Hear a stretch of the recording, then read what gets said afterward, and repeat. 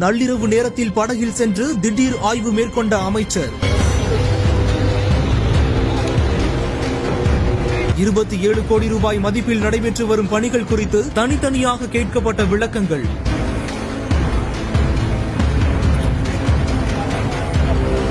திருவள்ளூர் மாவட்டம் பழவேற்காடு முகத்துவாரம் பகுதியில் மணல் திட்டுகள் உருவாவதை தடுக்கும் வகையில 27 கோடி ரூபாய் மதிப்பீட்டுல நிரந்தர முகத்துவாரம் அமைக்கும் பணிகள் நடந்துட்டு வருது. இது தொடர்பா சிறுபான்மையினர் நலன் மற்றும் வெளிநாடு வாழ் தமிழர் நலத்துறை அமைச்சர் மு. நாசர் அவர்கள் பணிகள் நடைபெறும் இடத்திற்கு அதிகாரிகளோட நள்ளிரவுல நேரில் சென்று ஆய்வு மேற்கொண்டிருக்காரு. அவரோட பொன்னேரி எம்எல்ஏ துரை சந்திரசேகர், திருவள்ளூர் மாவட்ட ஆட்சியர் பிரதாப், மாவட்ட கண்காணிப்பு அலுவலர் கார்த்திகேயன் ஆகியோர் இந்த ஆய்வுல கலந்து கொண்டிருக்காங்க.